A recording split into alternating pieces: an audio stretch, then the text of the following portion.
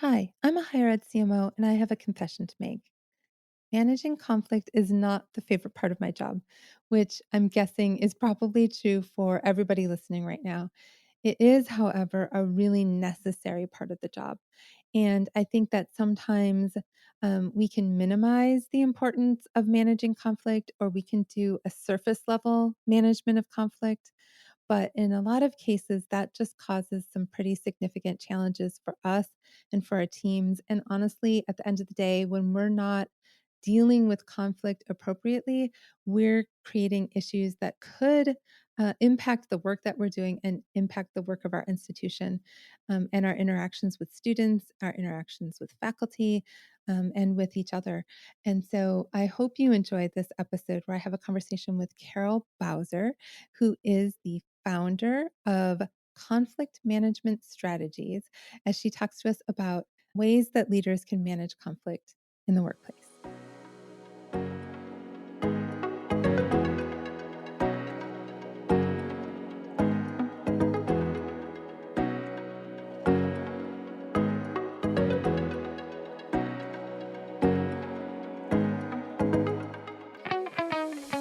Welcome to Confessions of a Higher Ed CMO, the podcast designed for higher education marketers. I'm your host, Jaime Hunt, and I am so excited to have this opportunity to share insights and inspiration. With Confessions of a Higher Ed CMO, I'm designing a different kind of podcasting experience. With each episode, I'll be bringing in a guest for a deep dive into the challenges and joys we all face in higher education marketing. After each episode, you can join the conversation on Twitter by using the hashtag HigherEdCMO. I would love to see this become like a book club, but for a podcast.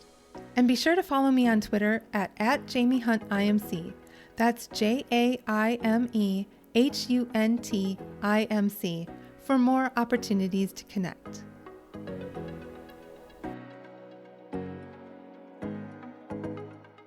So I'm so happy to be here with Carol Bowser, who is the founder of Conflict Management Strategies. We're going to have a wonderful conversation, I predict, about managing conflict in the workplace. Hi, Carol. How are you?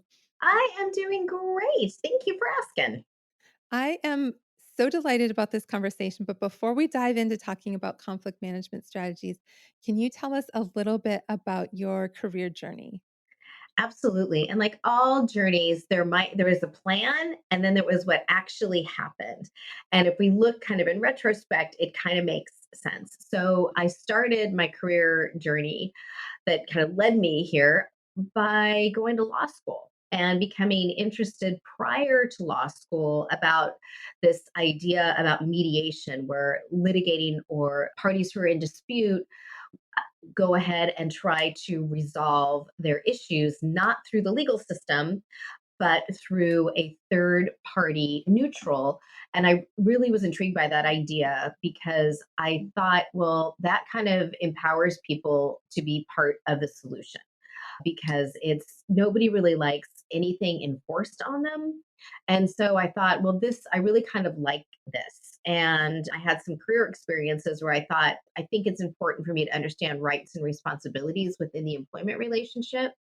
So I took those things together and I went to law school thinking that I maybe if I wanted to like resolve disputes that maybe a judge and then learning more about what judges do with their time, I'm like, yeah, that's no.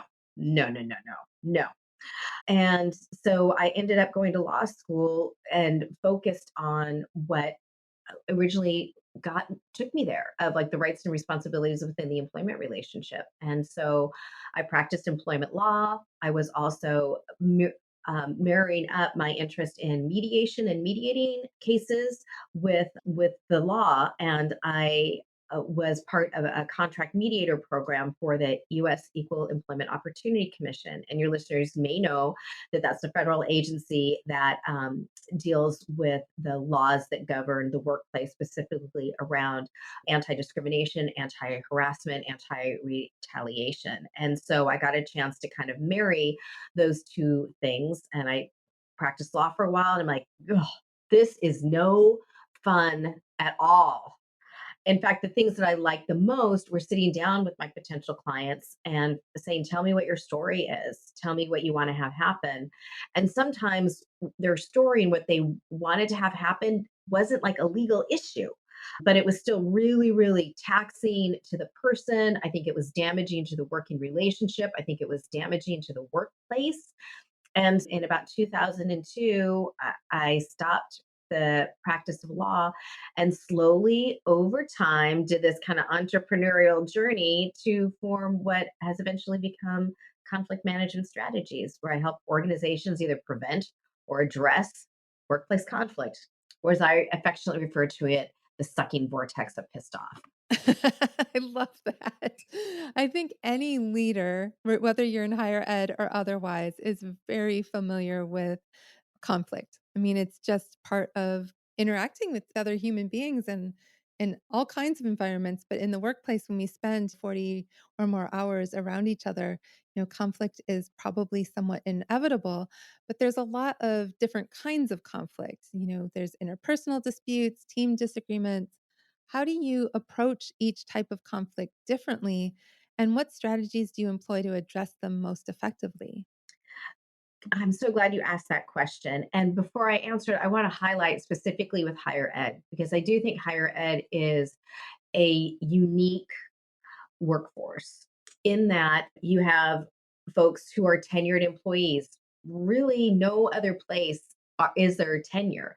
And the tension and some of the working relationships that happen during the tenure process and after the tenure process can cause organizational issues, can cause interpersonal issues.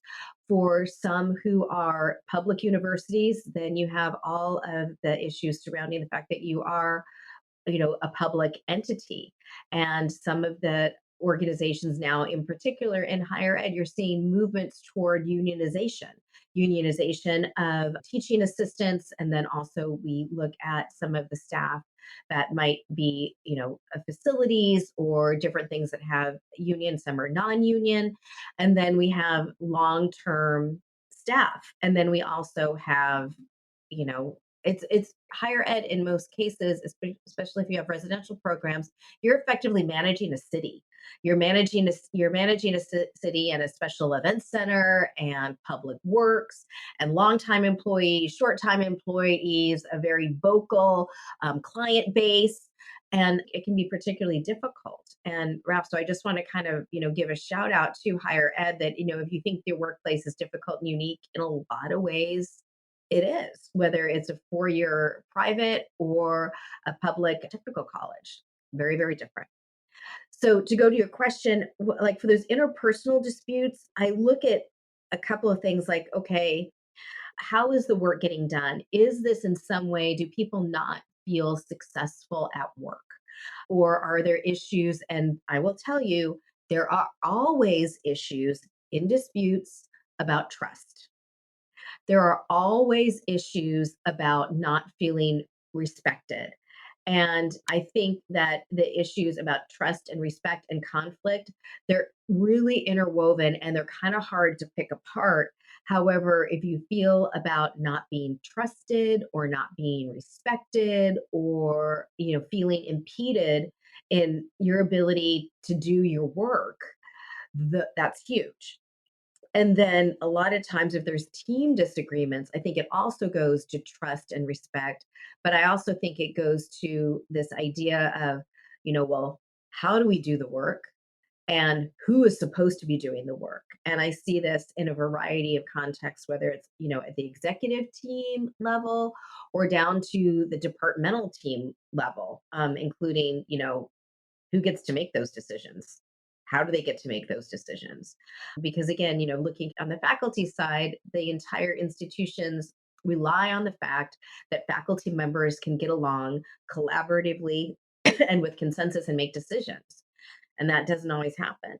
And then also on kind of more on the staff side, it's, I think right now, and maybe I'm getting ahead of myself, but people are really, really concerned about budget and about the viability of higher ed and about budget cuts. And then we had COVID, and people are really super, super stressed out. And so sometimes I'm looking about like, well, how much is that stress adding to the mix of conflict, or how much is the stress causing the conflict, or how much is the stress impacting people's ability to be able to even have the conversations.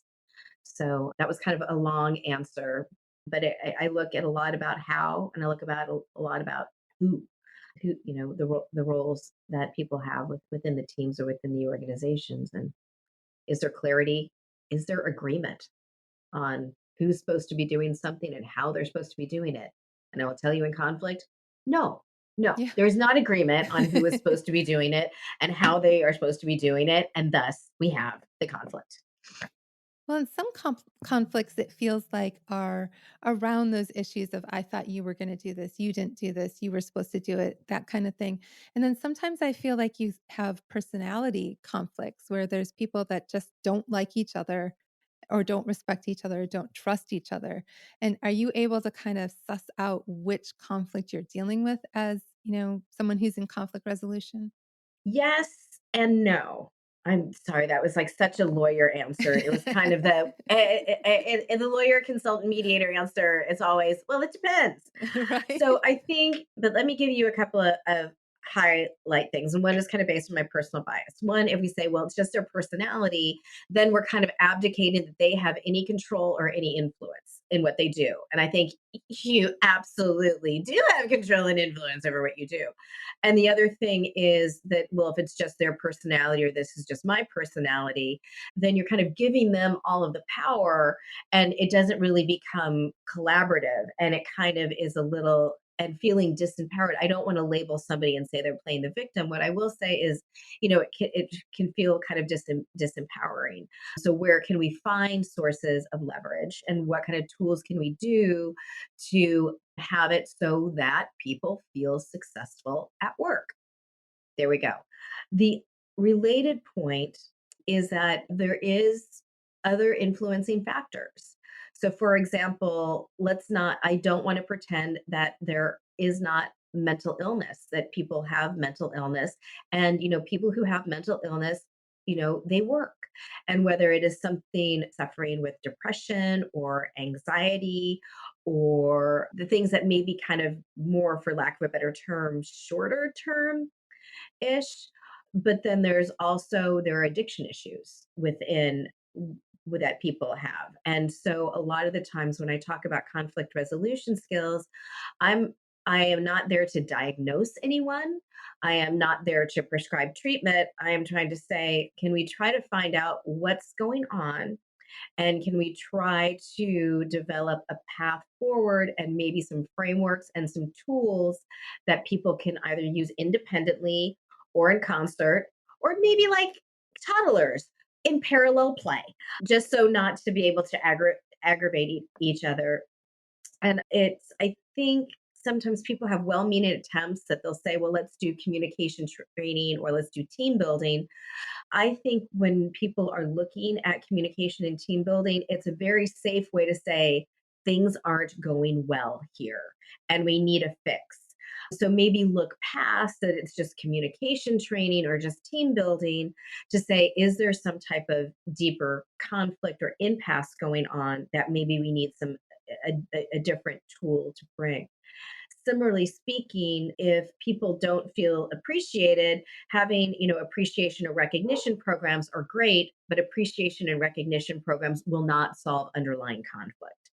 So again, I think that was a little bit of a long answer to, I try to look and find out where people are and provide tools, but being very clear of, I'm not a psychologist, I'm not a psychiatrist, I'm not there to diagnose.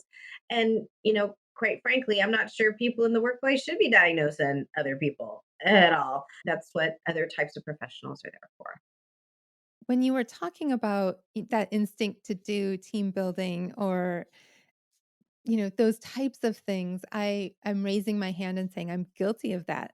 I've worked in environments where I've been the leader, and there have been people where they sort of have broken into 2 factions, and it's us against them, and I've tried to do team building exercises. I've tried to mediate conversations, but how do you get to that underlying conflict, the underlying cause of the conflict to be able to actually resolve it.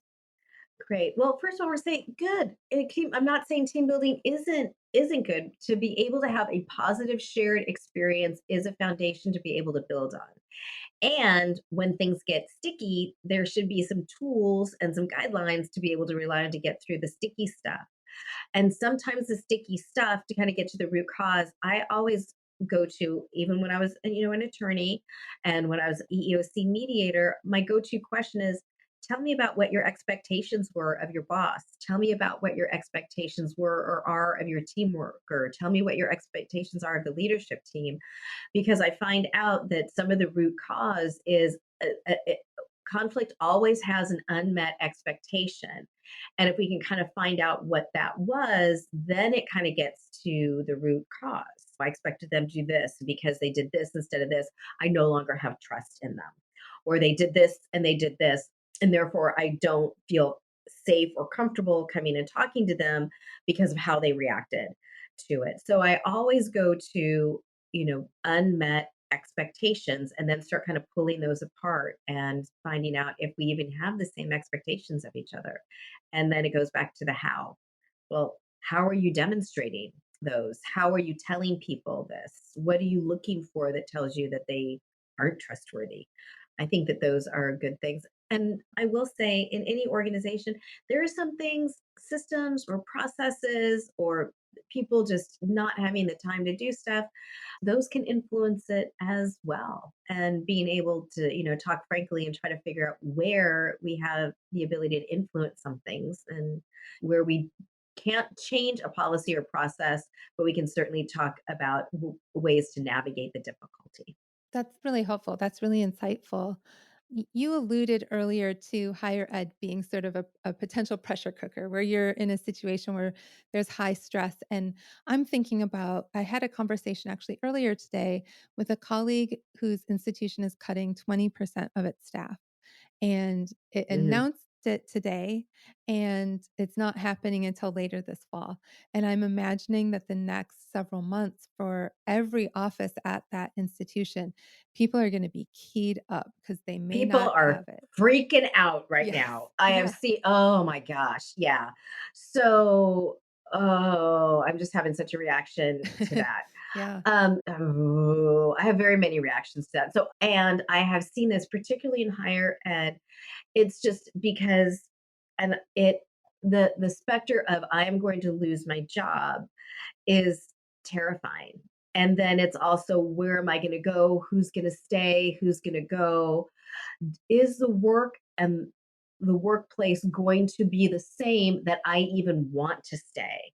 I think that that is an underlying fear that in many organizations, they will say, they will lead with the, we're doing a 20% cut. I worked with one organization where it was a state organization, and they actually a state higher ed and a private higher ed, where they needed to do budget cuts, and there was consternation among, well, what budget cut? Is it 20% across the board? Is it some staff more than others?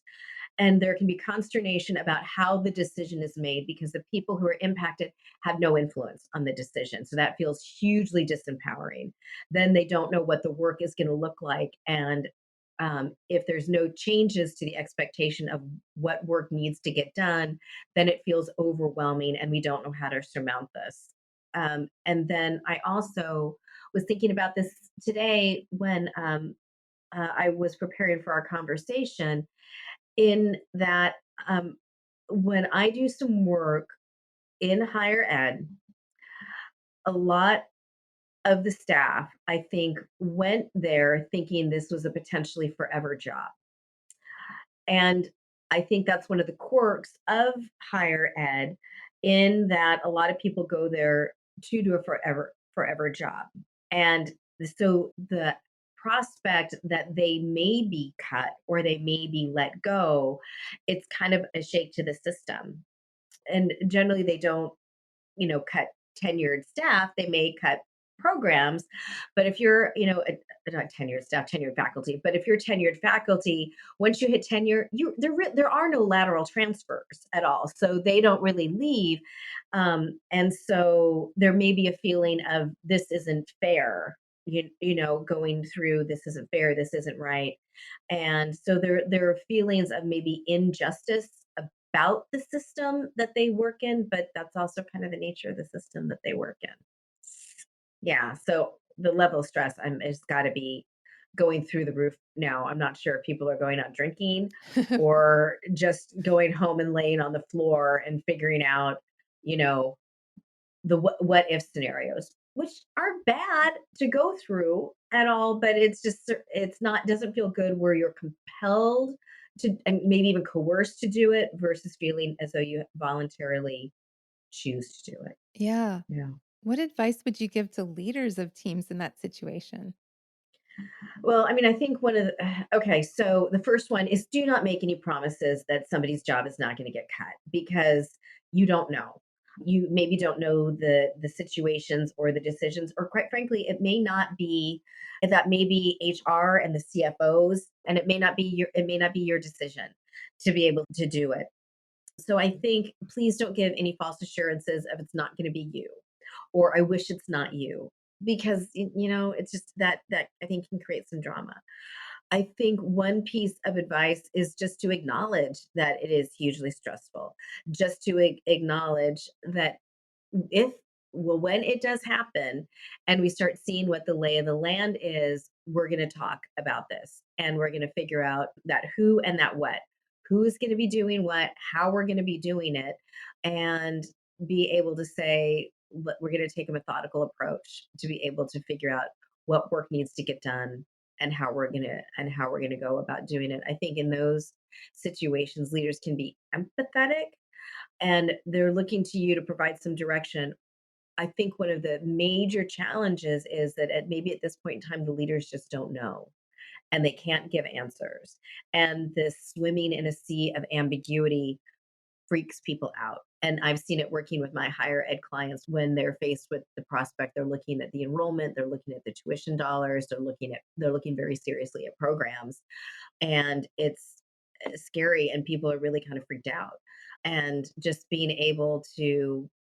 know just being able to deal with the stress and whether that is providing wellness breaks, talking about, providers to be able to deal with the stress, allowing people to turn their screen off and take a walk or what bringing kind of wellness to the fore. I think that's it because if you don't have answers and the ambiguity is freaking people out because a lot of people like to know and they like to plan.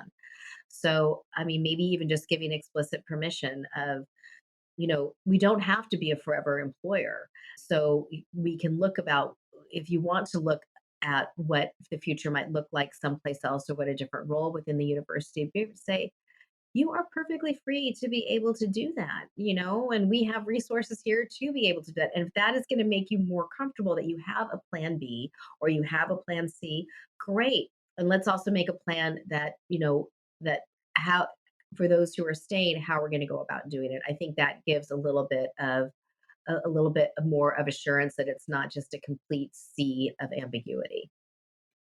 That's fantastic advice. I've had to lay people off before, and as a leader, I think being in those conversations is so challenging, and it's so, difficult to maintain your composure, and it's something I've had to learn over the course of my career, but do you have any tips for leaders on how to maintain composure in some of those difficult conversations? Absolutely. So first and foremost, own it that any type of conversation with whether it's conflict or a layoff, that there is an emotional component to it. I think, as human beings, we're thinking and feeling, at a molecular level. So it's, not just the facts and only the facts.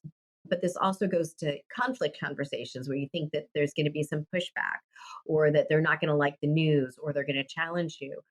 Take a few minutes and figure out, like, honestly, how do you feel about this?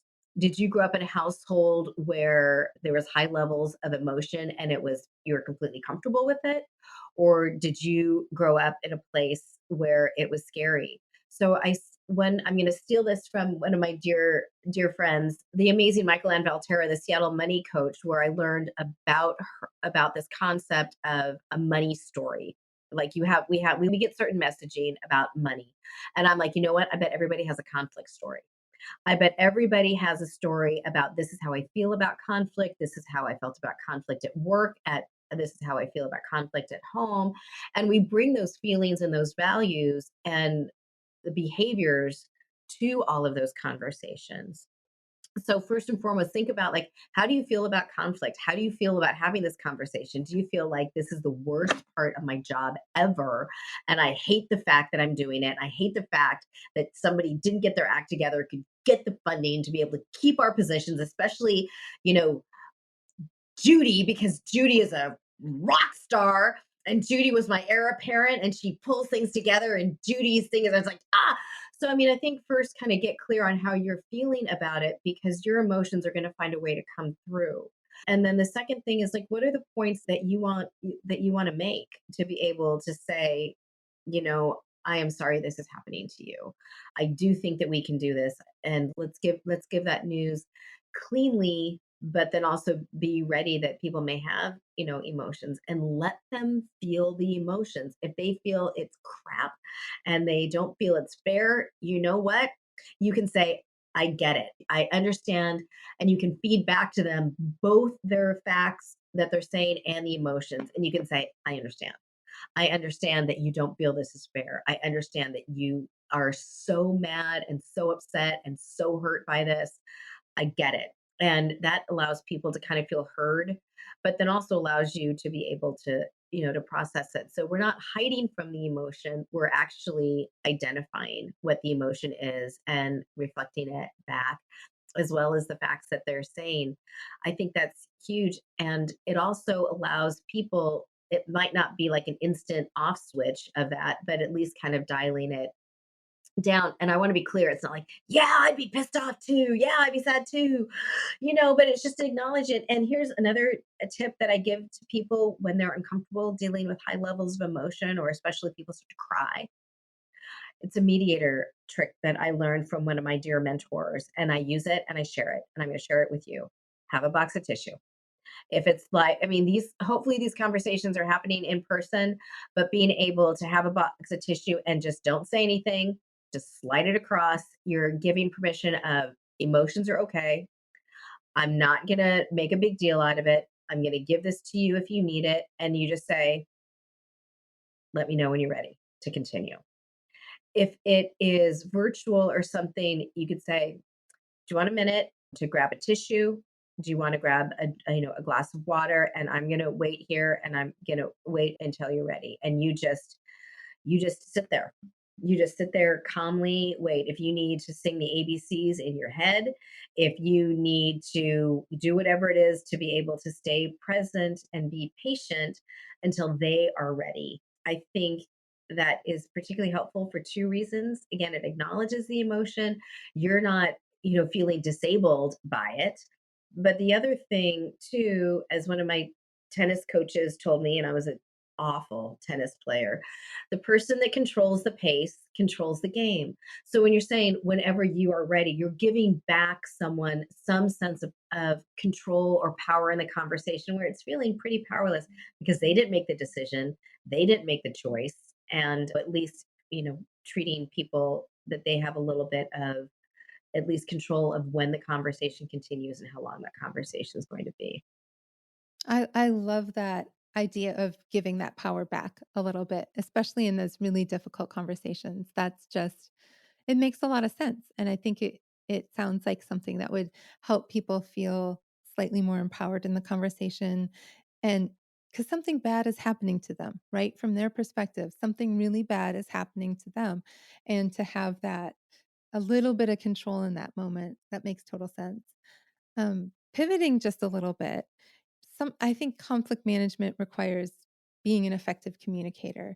Are there any communication techniques that you use to de-escalate conflict or encourage constructive dialogue?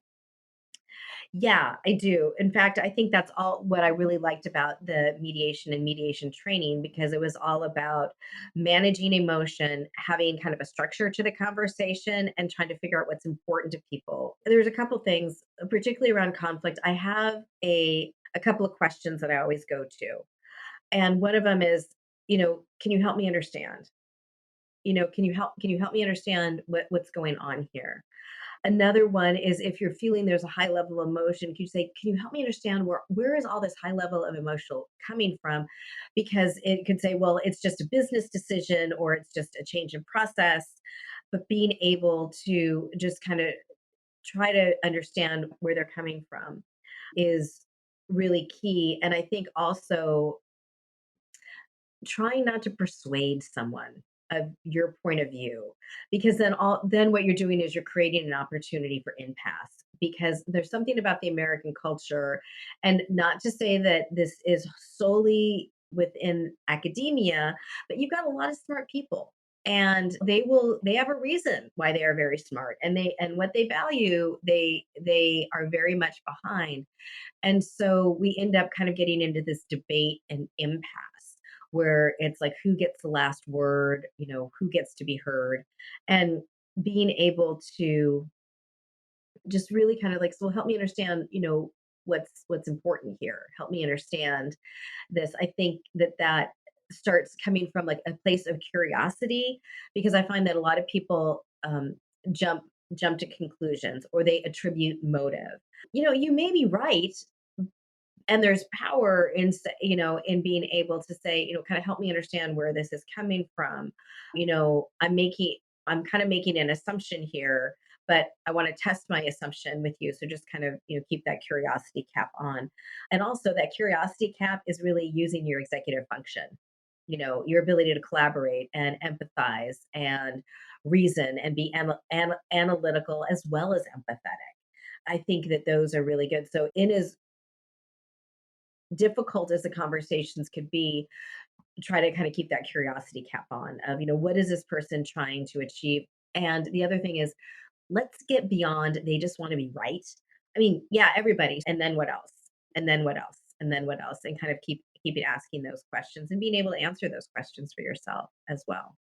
I'm thinking about a time I had a staff member storm into my office, and I remember she put her hands flat on the desk and she was leaning over and she was saying, "So and so did this, and you need to deal with this." And, it felt as though she were yelling at me, right? And, Yeah. Well, um, she was right. yelling at Yes, you. yeah. And so I paused for a second and I said, basically what you're saying, help me understand why you're yelling at me about this situation that you had.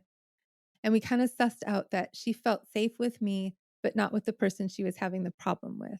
So she knew that she could kind of be emotional with me, that she wouldn't be punished or I wouldn't hold it against her, but she didn't feel like she could be honest with the other person. And so it was really interesting to kind of suss that out and start to work through, like, okay, why is that? What are things that you can do to help with the relationship that you have with this other person? What can I do to help your relationship? What can she do? And get to the root of the issue, which is ties back to what you were saying in the beginning of the conversation. It was about that trust. She didn't feel like she could trust that other person. There's so much, like, everything that you're saying is like, oh, yeah, that makes total sense to me. Yeah. It's And so, great. I mean, yeah, I had 2 reactions to that. One, I'm so sorry that happened to you because it's like you don't feel safe. And you're like, "Well, sister, you are freaking me out right now." Right. And then the other piece is clearly things had escalated, that it was one thing on top of another thing, on top of another thing, on top of another thing, on top of another thing, where she just kind of reached a breaking point. And when I look at that, I also say there was probably lots of different opportunities to have earlier conversations that were avoided, or, oh, I'm not going to worry about it now, or I'm not going to, or it's not that big of a deal, or I don't want to waste my time and energy to have that conversation. And it could have been that she tried to but didn't feel heard, that she had a yeah but response to it. Yeah but, which to me is just minimizing, which is just saying I've tried to have that conversation, it's had no impact. And I think that can happen as well. And I do want to highlight it. One of the so you asked me earlier what are like some tools. Um, when I start talking to people, I say, it sounds like you're seeing a pattern of behavior because of it. Usually, there are very few one offs that are so explosive that really create bad things. They do happen. However, it's mostly that kind of building of something where it's a pattern that hasn't been addressed and has been allowed to continue. And so even if we're framing it as a pattern, because I may see a pattern, you or somebody else may just see a unrelated cluster of different events that have no relation to one another. And then it's like, well, we fixed this one problem, it's done, we're good. But then there's this other problem, we fixed it, it's done, we're good. And somebody else is like, oh, no, no, no, no. As my sister would say, it's a constellation of stuff that we're putting stuff together. And I feel like a constellation of that we're making connections and we're showing a pattern. And why, aside from being safe with that other person, I would be willing to conjecture that in somehow she thought because of your position, because of your positional power, because of your role, it was your responsibility to address it when she had tried to address it before but didn't have success. So it might have been she was looking to vent. It might have been that she was looking for coaching. It might have been that she was telling you like this is how bad it is. And then I think that you did a nice job of having that curiosity of helping me understand, so we kind of unwound the emotional piece. We were able to engage executive function and look at it from kind of a different perspective that is may not be 100% accurate, but it is least plausible. And then now, to your point earlier, then we're kind of getting to a root cause. I find that there's generally multiple different root causes. There's are different ones where like, oh, okay, I we can work on this one and try to have some strategies for it. So the takeaway is look for a pattern, and is it possible that particularly if you are in a supervisory or leadership role that they're expecting you, one, to notice the pattern, and two, to be able to do something about it and hold that other person accountable for behavior that impedes somebody else in feeling fully successful at work.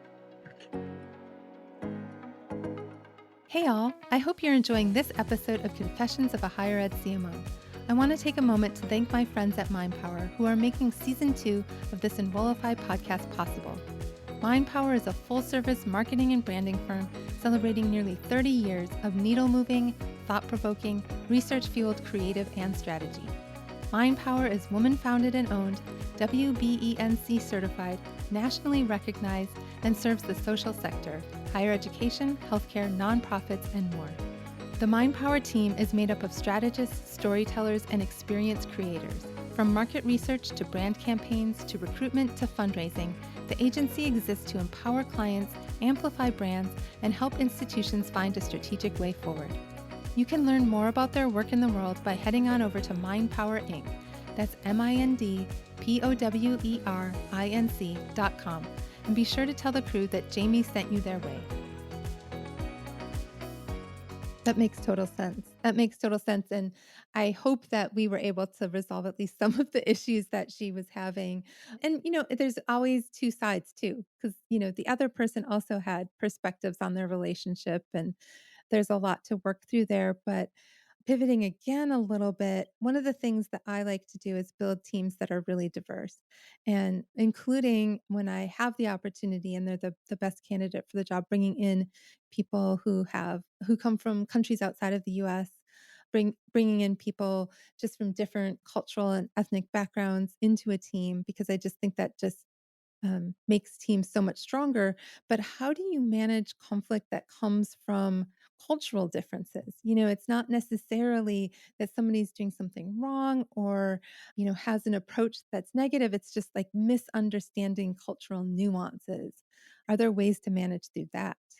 There are, and I will also say that all of those relationships take place within the culture of the organization. So the organizational culture and the policies and the practices of the organization, that kind of creates the sandbox. And I think this happens in all workplaces to a certain degree, that I have my preferred way of doing things, the way that I am most comfortable doing it. However, it's not the Carol show. Well, actually, I work for myself, so it is the Carol show. However, I also have to work with my clients, and I have to be cognizant of some of the more nuances of the power structures and of the cultures within the organizations. So I think first is that the organization kind of sets the parameters. I've heard people say it's like, what the sandbox looks like, or they say these are the guardrails, or this is the culture, or this is also the shadow culture that goes on. So, kind of being aware of that. And you, as a leader, what kind of leadership do you want to provide? Like, how much autonomy do you want to do? But part of it goes down, to understanding your people, and maybe talk about what kind of workplaces. And what kind of managers did you feel most successful in? What kind of working situations did you feel a little bit too constraining about? So it's maybe like a getting to know you type of piece. And I think maybe teams can get to know a little bit about that. And so maybe some of an indirect team building is, tell us about a situation where you felt really, really successful at work. What kind of leadership do you admire? What do you admire in coworkers? What do you want coworkers to admire in you? And you can kind of unearth that. And if there are cultural differences, like, in the US culture where we tend to be direct versus other cultures are much more indirect, much more collective based.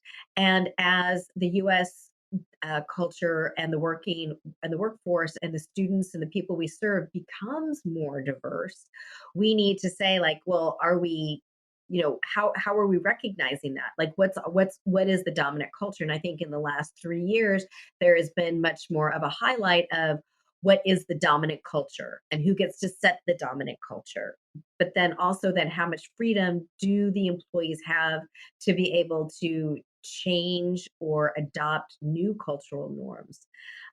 So for example, I was working with a client today where this client said, I am super structured.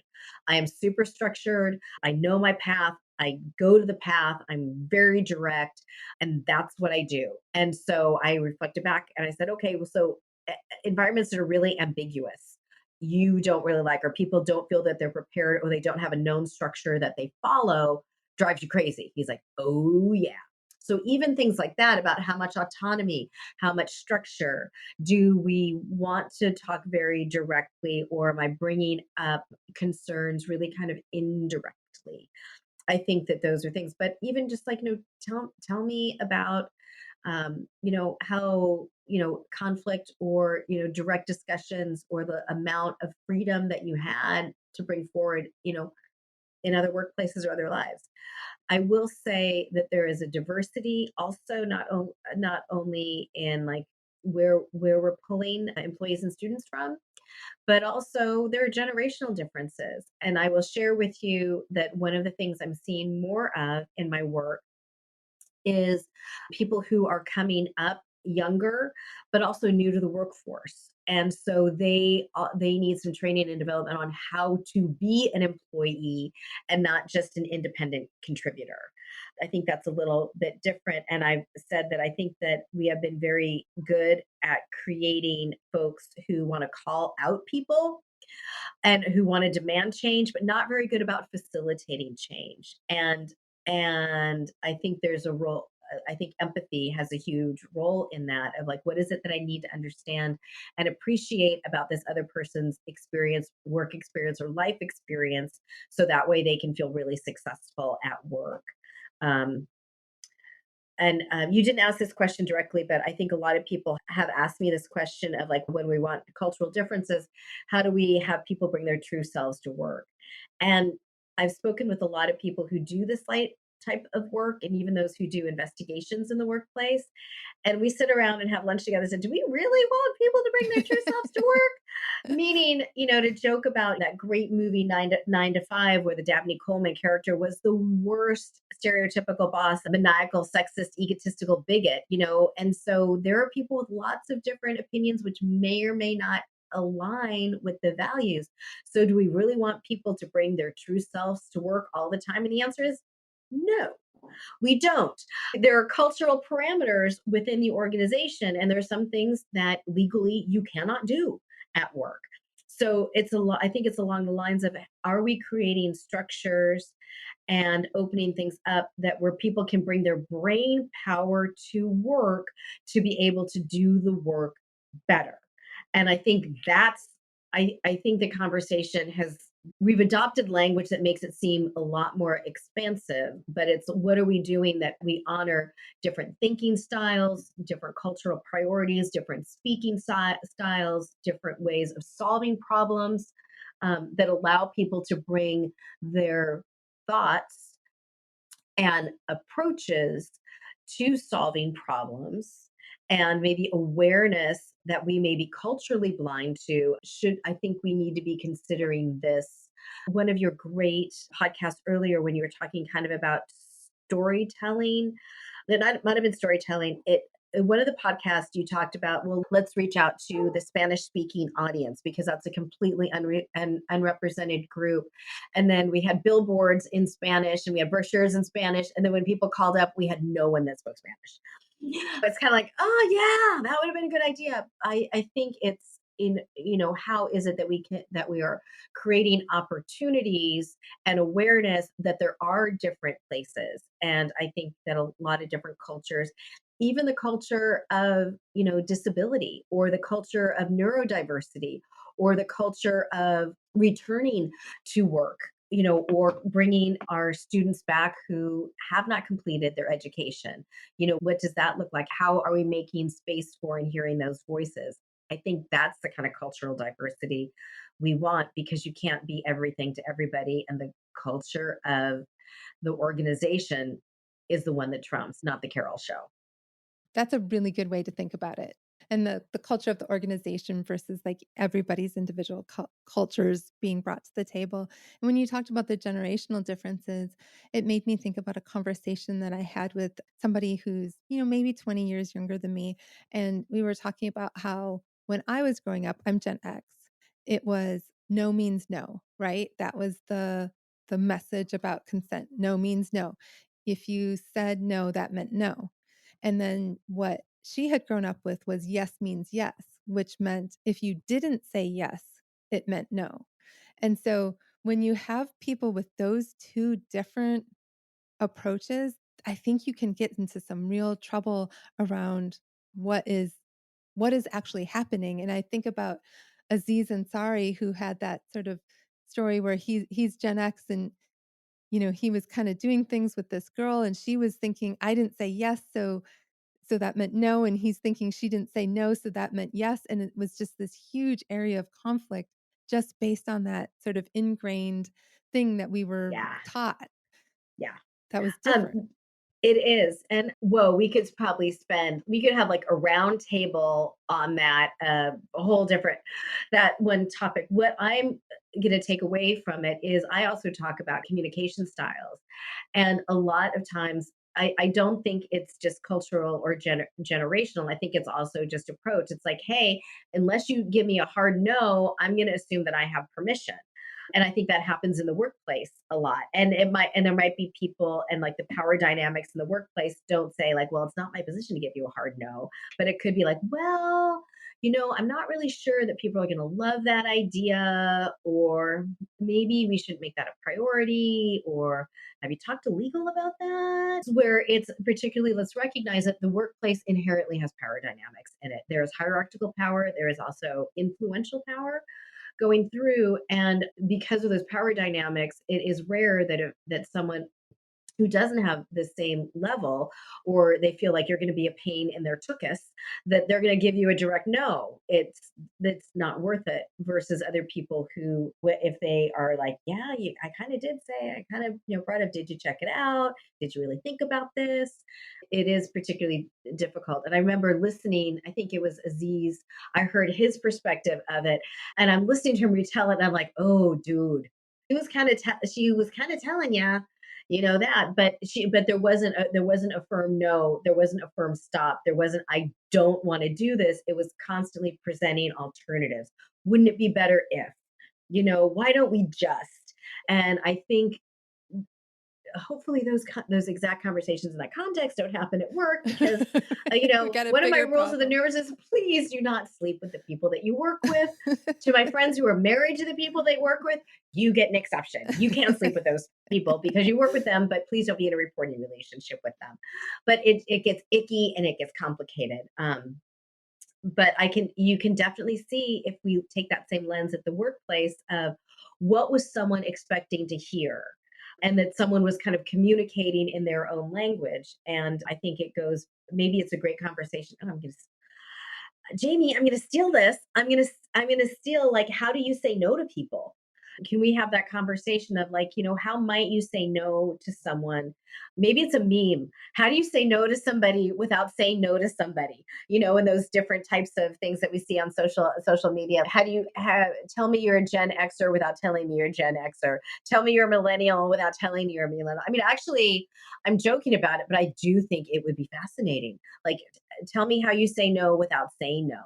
Tell me how you say yes without saying yes. And how So you for any hear no versus how do you hear no? Do you have to hear the two-letter word no? Or do you recognize those alternatives that are being presented, that hedging as a no as well? Yeah. Oh my gosh. I think we could have I think I'm developing an entire training, workshop description over that. I'm not joking. One of my favorite ones that I did at one point in time I called it the rules of the sandbox, because I had an HR professional say, Carol, I want to have a presentation that says, these are the rules of the sandbox. Don't throw sand at people. Don't poop in the sand. This is how you use it. And I want people to have cocktails in it and food. And I'm like, I can do that. And I ended up doing an entire thing about the rules of the sandbox that talked about, this kind of goes to our conversation of, is it a rule that has to be followed, it is non-negotiable, or is it more of a guideline, meaning it's negotiable?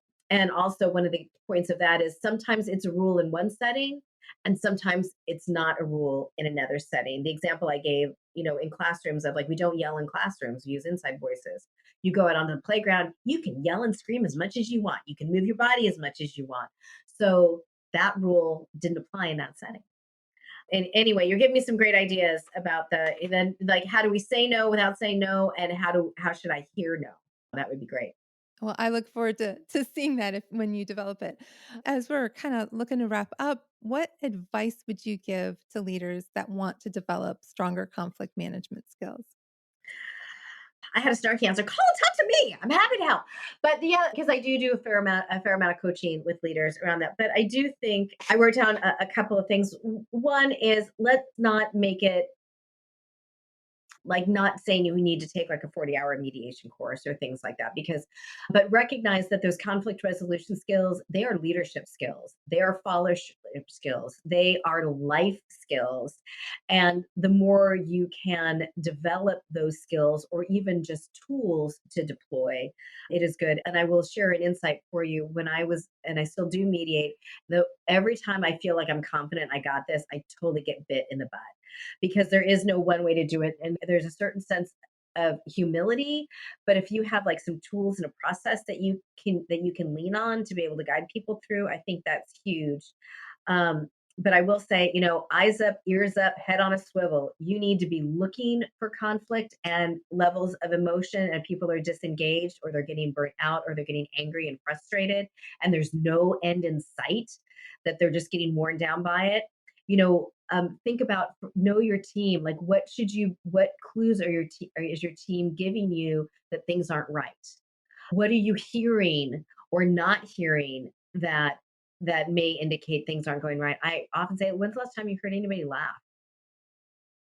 When's the last Yeah, when's the last time in meetings that you felt that people were really engaged, and that even the quiet people were engaged? Or are people creating emotional silos?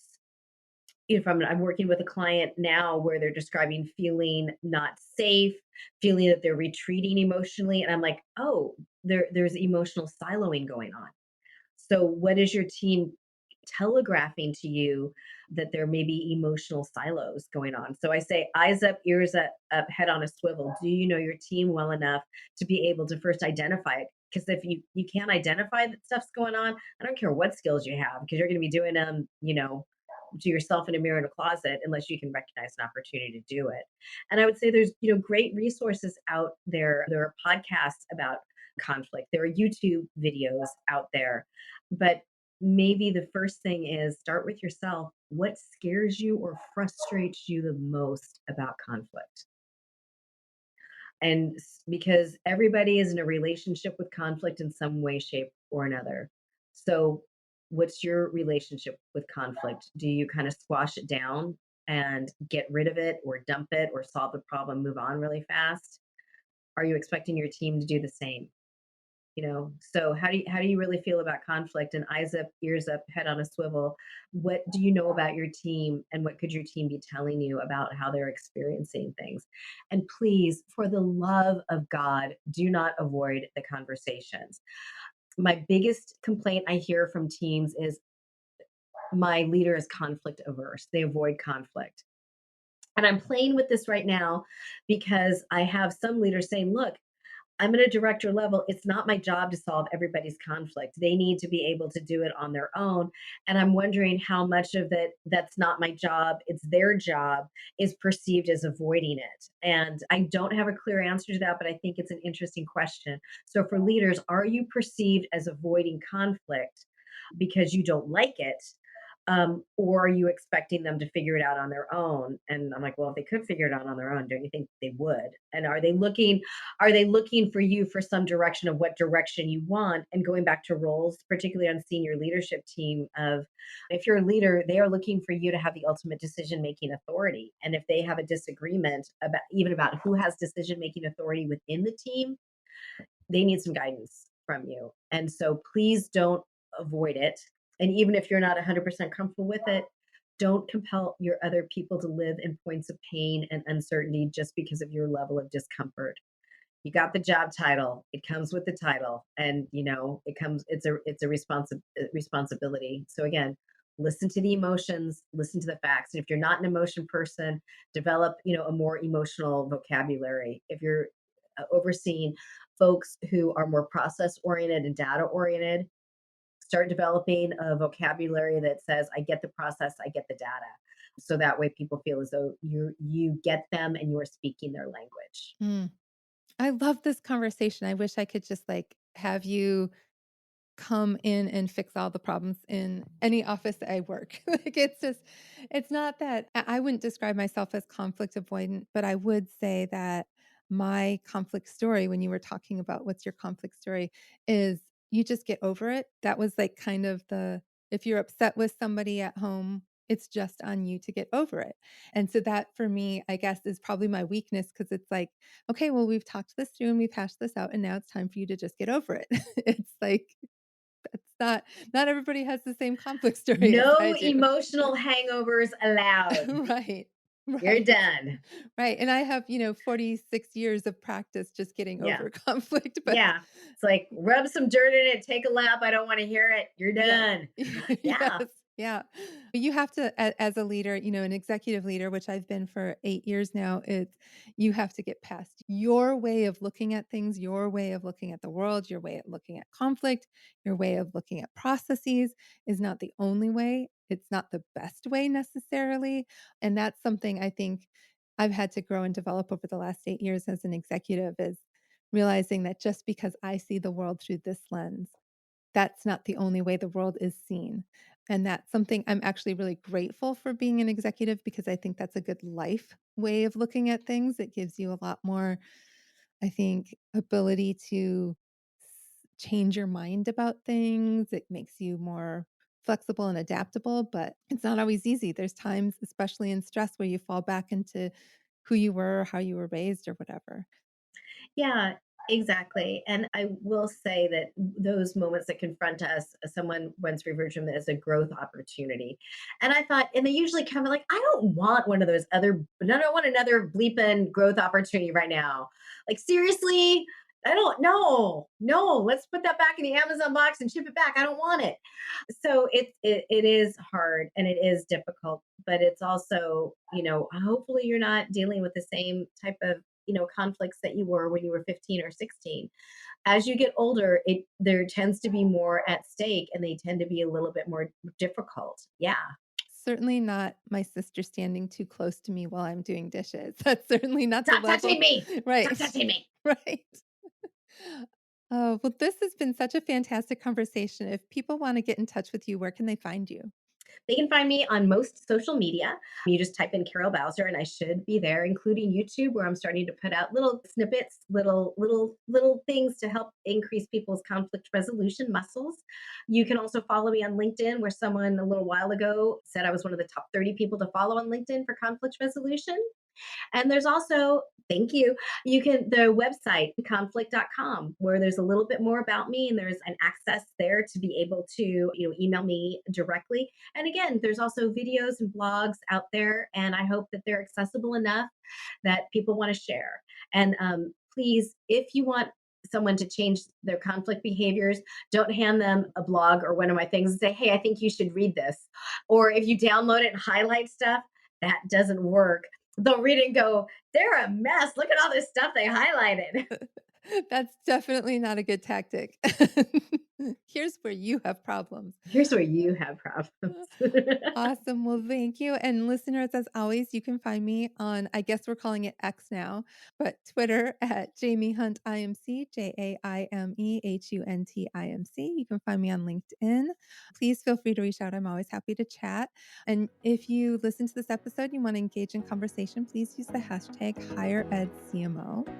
And until then, let's go bust some emotional silos this time. Have a great day. Hey y'all, Zach here from Enrollify. I hope you enjoyed this episode of Confessions of a Higher Ed CMO with Jamie Hunt. If you like this episode, do us a huge favor and hit that follow and subscribe button below. Furthermore, if you've got just 2 minutes to spare, we would greatly appreciate you leaving a rating and a review of this show on Apple Podcasts. Our podcast network is growing by the month, and we've got a plethora of marketing, admissions, and higher ed technology shows that are jam-packed with stories, ideas, and frameworks that are all designed to empower you to become a better higher ed professional. But Enrollify is far more than just a podcast network. Enrollify is where higher ed comes to learn new marketing skills, discover new products and services, and find their next job. We're a growing learning community of 4,000 members, and we'd love to welcome you into the fold. You can access our free blog articles, newsletters, e-courses, and more, or purchase our master course on how to market a university with Terry Flannery at enrollify.org. We look forward to meeting you soon and welcoming you into the community. Again, you can subscribe for free at enrollify.org.